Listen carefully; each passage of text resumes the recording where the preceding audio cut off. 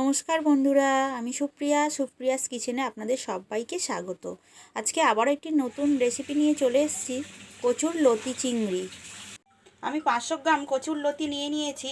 এটাকে ছুরি দিয়ে চেঁচে লম্বা লম্বা ডাঁটি থাকে, এটাকে ছুরি দিয়ে চেঁচে পরিষ্কার করে নিয়েছি। নিয়ে এরকম ছোট ছোট টুকরো করে কেটে নিয়েছি।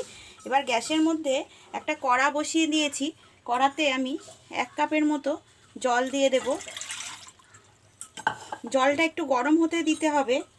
হাই ফ্লেমে এটাকে রান্না করে নিতে হবে, সেদ্ধ করে নিতে হবে। তো আমি গ্যাসটা অন করে দিয়েছি। দিয়ে এর মধ্যে অল্প একটু নুন দিয়ে দিলাম।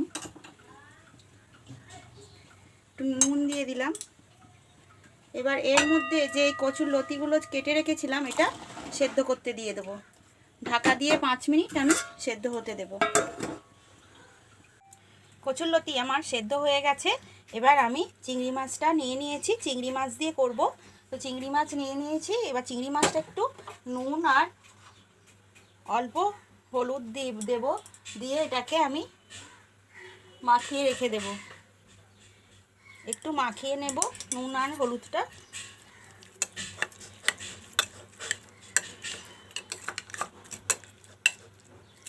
একটু মাখিয়ে নেব সব ভালোভাবে মাছটাকে।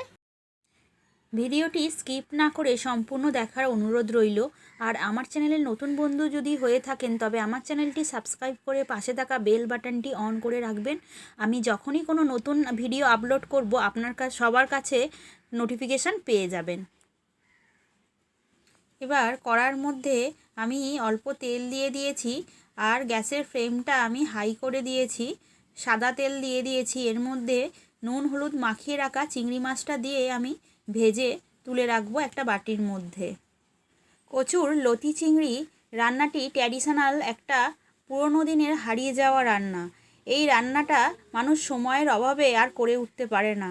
তো আমি এই রান্নাটা আজকে করে আপনাদের রেসিপিটা দিলাম।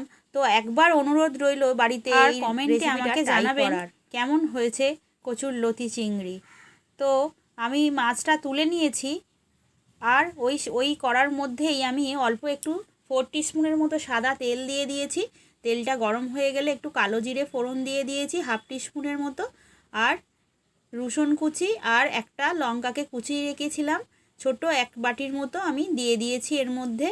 দিয়ে রসুনটা ভাজা হয়ে গেলে একটু নাড়াচাড়া করে নেব। আর একটু মিডিয়াম সাইজের পেঁয়াজকে কুচিয়ে রেখেছি দিয়ে দিলাম এর মধ্যে। দিয়ে ভালো করে দেবেন, একটু নাড়াচাড়া করে ভেজে নেব পেঁয়াজটাকে। দিয়ে নাড়াচাড়া করে পেঁয়াজটাকে লাল লাল করে ভেজে নেব। পেঁয়াজটা একটু লাল লাল করে ভেজে নেব। এবার এর মধ্যে আমি 1 টিস্পুন হলুদ গুঁড়ো, 1 টিস্পুন লঙ্কার গুঁড়ো দিলাম। এই রান্নাটা একটু ঝালের পরিমাণটা বেশি থাকে, তবু আপনারা আপনাদের স্বাদ অনুযায়ী ঝালটা দিয়ে দেবেন। দিয়ে আবার পেঁয়াজটার সাথে মশলাগুলো আমি ভালো করে কষিয়ে নেব। তো পেঁয়াজ আদা রসুনের সাথে মশলাটা আমি কষিয়ে নিয়েছি। এবার এর মধ্যে সেদ্ধ করে রাখা কচুর লতিগুলো আমি মিশিয়ে দেব। দিয়ে আবারও ভালো করে নাড়াচাড়া করে আমি চাপা দিয়ে রান্না করব। এটাতে একদম জল পড়বে না, জল দিলেই কিন্তু গলা চুলকোবে, জল দেবেন না। এবার এইভাবে 5 মিনিট করে ঢাকা দিয়ে আমি সেদ্ধ করে নেব কচুর লতিগুলোকে। Let's live down by the water, watch it come and go home. I wish we were both to like sail away. আমি ঢাকা দিয়ে কষিয়ে নিয়েছি। এবার এর মধ্যে আমি ভেজে রাখা চিংড়ি মাছগুলো দিয়ে দেব। দিয়ে আবারও নাড়াচাড়া করে 5 মিনিট আবার আমি চাপা দিয়ে এটাকে রান্না করে নেব।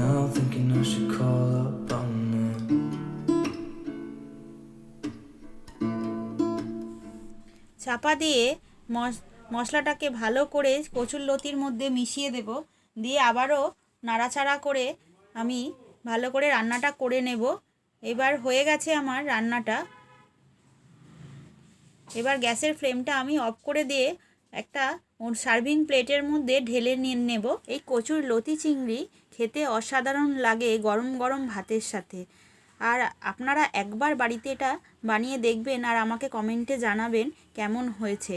আজ এখানেই শেষ করলাম, আবার দেখা হবে পরবর্তী রেসিপি নিয়ে। সবাই সুস্থ থাকবেন, ভালো থাকবেন, ধন্যবাদ।